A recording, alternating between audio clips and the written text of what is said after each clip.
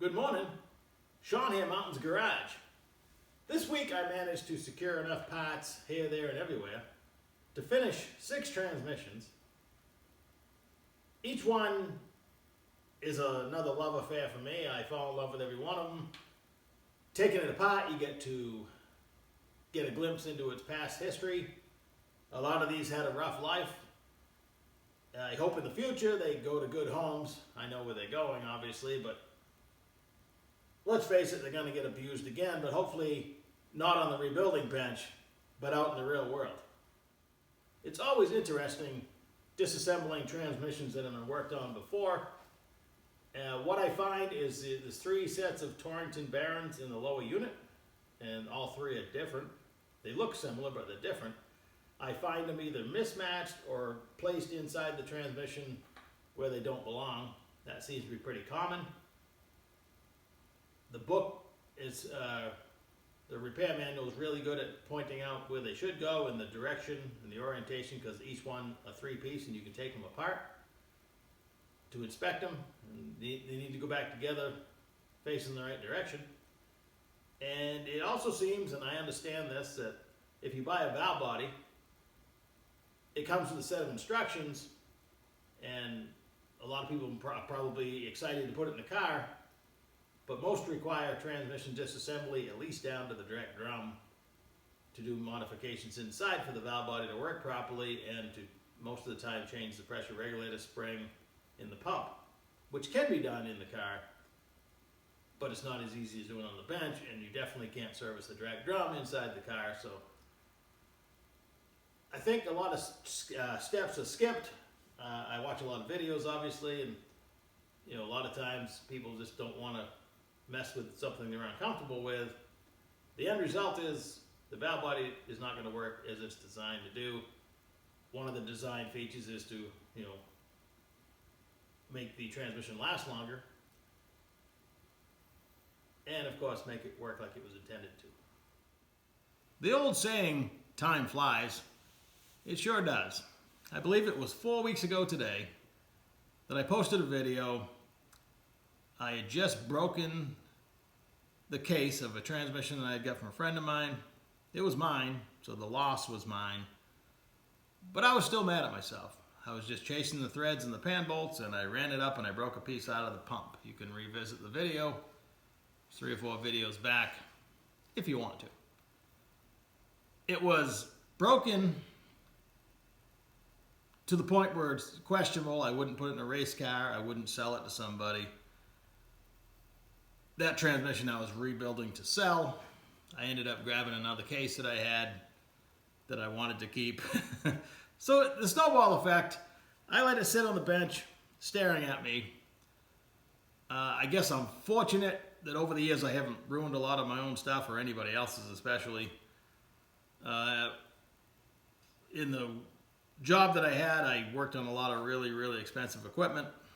Just try to be super careful and not have mistakes. But this one was a total blunder on my part.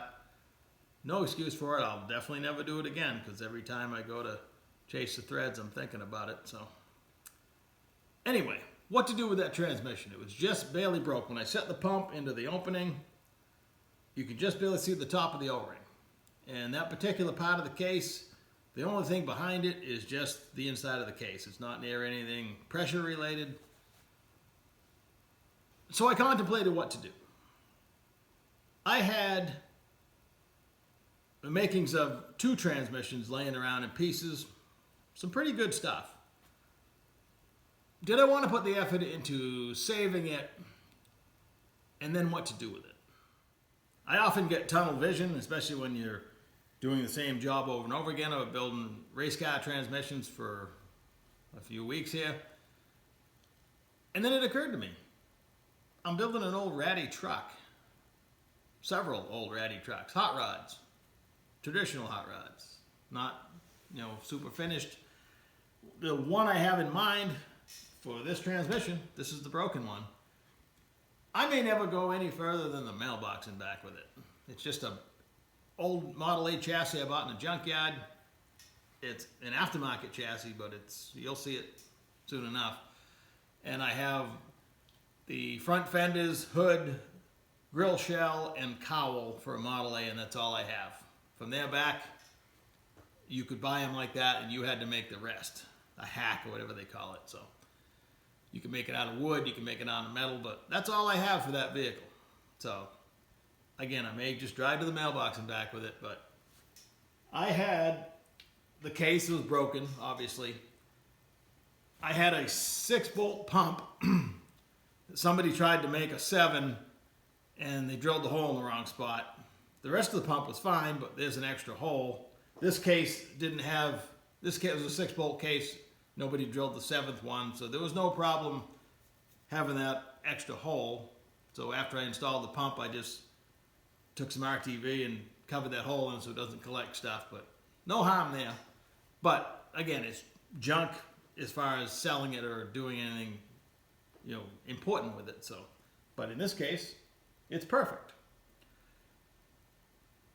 This project probably wouldn't have moved forward if I hadn't acquired a Fairbanks aluminum manual valve body. Fairbanks, I don't know if they're one of the pioneers, but they're the ones that built the Clutch Flight, Torque Flight, and Turbo Clutch 400, or what they call it, Clutch Turbo.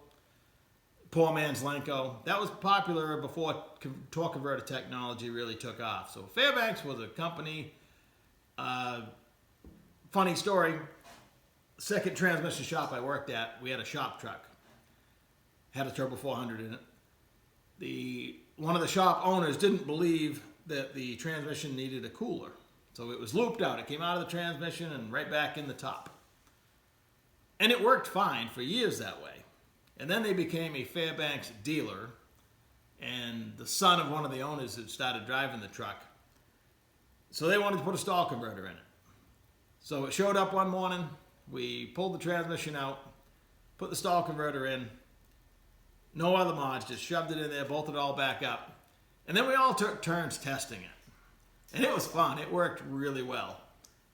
Until such time as we burnt the tranny up before lunch. We had an hour lunch. So we went to lunch at 12, come back at 1 o'clock. I drained the oil out of it and it melted a plastic bucket. Turns out you need a cooler. I mean, we were tag teaming this thing one after another just to see how much fun it was with that. It probably had a 3500 converter in it, but good times. So anyway, I had acquired a Fairbanks manual valve body. I had the valve body itself and the separator plate. Of course, the internet didn't exist. I could have called them, which is I started doing now because I work on so many different valve bodies. If I'm unsure of the actual installation instructions, I'll just call them up and ask. So one day, a buddy of mine had a 74 Z28, which had a factory Turbo 400, and we decided we're going to put this manual valve body in there. Well, it didn't work. I'm surprised. It probably should have locked up the tires, reading what I've read now. But we didn't. We just dropped the pan, put it in, like I was just talking about a few minutes ago. That's not made to install in the car. You have to pull the transmission apart and do some modifications. It didn't work, and I was disappointed. And up until I acquired this other one, I had never really even seen one other than online. So when I got it, I'm like, I'm gonna make this thing work. So it's installed in here. And Fairbanks used to paint their transmissions yellow with black stripes. I only had green. And they didn't put bats on theirs, but you know, they did this black striping thing. So looking at this now makes me happy. It was making me mad because I'd broken it, and now it'll see life once again. And I put some good parts in this thing, so I couldn't help myself. I could have put lesser parts in it, but it's got all the good stuff other than a bunged up case and an extra hole in the pump. So nobody knows everything, including me. Now this is 2 weeks ago, I had a Fairbanks manual valve body in my hand, and I wanted to know some information about it and actually how to properly install it. They're long out of business. I went on the DIY Turbo 400 page on Facebook, asked my question, and two really actual experts chimed in and set me straight. So thank you for that. It's great to have that knowledge base. I hate to see when people get on and try to argue. There's 5 or 6 guys on there that really know this stuff. in this country today, there's probably only 10 or 12, if that, valve body or transmission manufacturers that are making high performance parts for transmissions. And most of those companies are represented on that site, and people will start arguing with them. They know what they're talking about. It's okay to absorb a little bit of information. I had another transmission, one of the 4 that was on the floor over there, had a Rosslock trans brake valve body, and I was pretty sure it was not installed correctly. And on the separator plate was the serial number, their street address, and phone number. So I called up Rosslock Transmission. This is a couple weeks ago. And I read the serial number, and the guy said, "Is there a phone number? What's the area code under that?" He says, "We moved out of that shop about 15 years ago." But he says, "I'm not sure I got that in digital format, but I'll get you the instructions." And within an hour, I had them on my phone. So all you got to do is ask. The information's out there. I could have just gone ahead blindly and made mistakes. I don't want to do that. So it's okay to ask questions. So that's the extra hole, the 7th hole that I call it. Again, my numerology.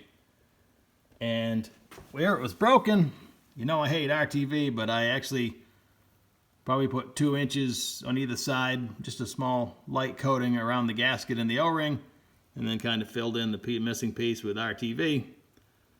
It just vents into the case. There's no pressure right there. It's probably, if I didn't show it to you, you wouldn't know it was there. But again, I'm not going to ever sell it. And if it leaks, then I'll put a different case in it. The internals are wonderful. This will make a nice transmission, even if I still fail on the case. But I think it'll be fine between here and the mailbox. I've never been a huge fan of the low car shifter, but they are made pretty solid. They tend to rattle, and sometimes this one has a broken neutral start switch, so I have to get another one, but it's a pretty simple design. This came with a core transmission I bought about a year ago. I negotiated, put it in my truck. The guy said, "Wait a minute, I got a shifter for that," because he had swapped over to a 700 R4. So it was still in the box, the one from the Turbo 400, and I literally just bolted it on in about 5 minutes, a few minutes ago. Also in the box is a electronic speed generator that still lets the cable pass through for the speedometer. That's pretty cool. Never been used. Half of a boot. I'm sure you need some kind of retention device, but hey, it's a low-car boot. This rig is a transmission mounted, and you run the cable up to your carburetor. This is a kickdown for a Turbo 400. I would never probably install it, but I have one right here. Probably never use it, and in this bag is probably all the parts they probably should have used to install the shifter in the 700 R4. But anyway, I love bonus stuff. Who doesn't? I really didn't want to, but the way the circumstances worked out the last couple weeks, I installed 3 of the Transmission Specialties billet aluminum internal solenoid trans brakes. The one in the Transmission Specialties box, now I know they're all the same. They all come with the same instructions. I think Summit sells it too. Jeg sells it. Watch this. 4009N. Then they just put a sticker over it with a different part number. Made in China. I don't know if these are made in China. I can tell you, the one in the Transmission Specialties box, the manual valve didn't require any work in the valve body to make it slide. These two did. Minor massaging, but the thing was kind of bound up and I had to work it back and forth and massage the valve a little bit. It had sharp spots on it. This one I had to enlarge the 3/4-inch bolt holes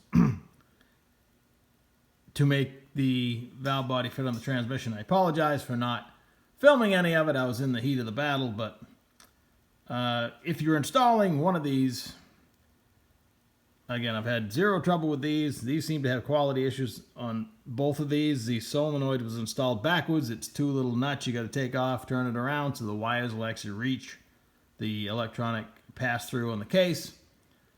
they install a solenoid with the wires facing toward the pump, and it makes the wires too short.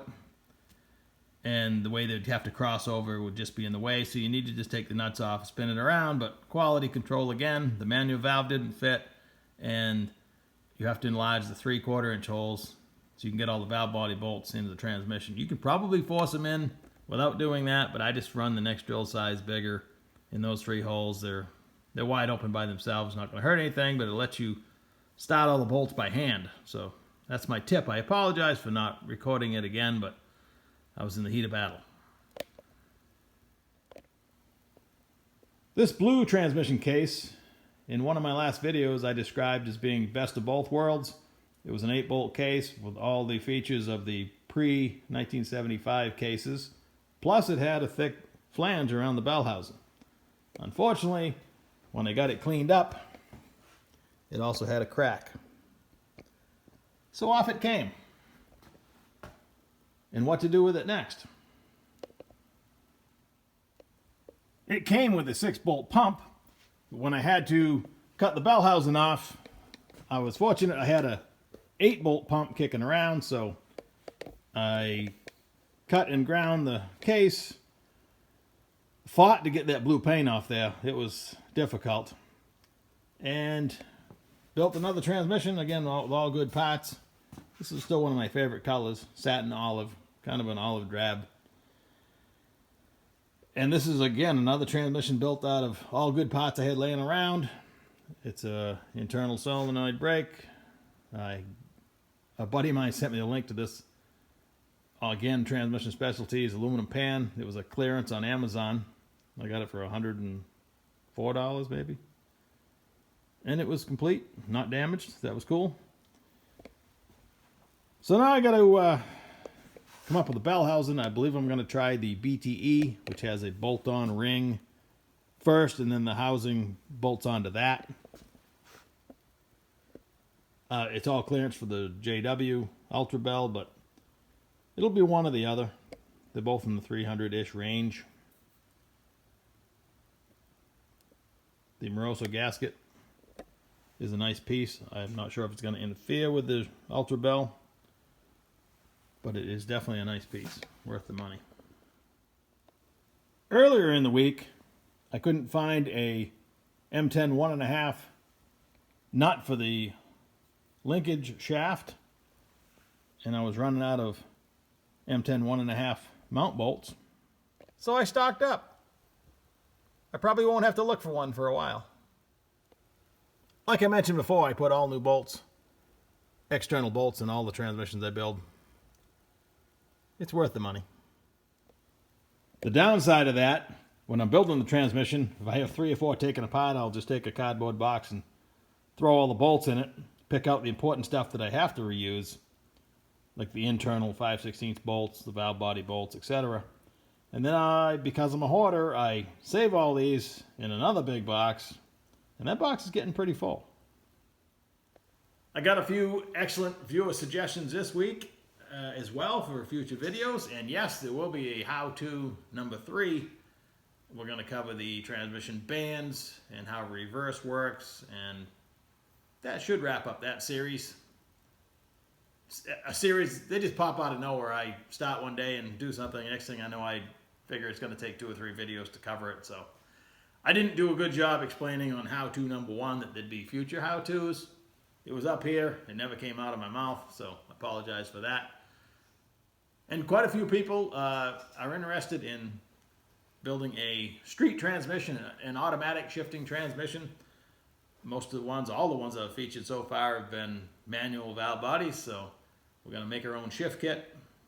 All the instructions are available online. We're just going to follow along with that and just build a good automatic shifting street transmission. Something that, you know, should still chirp the tires when it shifts, hopefully. So we'll see how that turns out.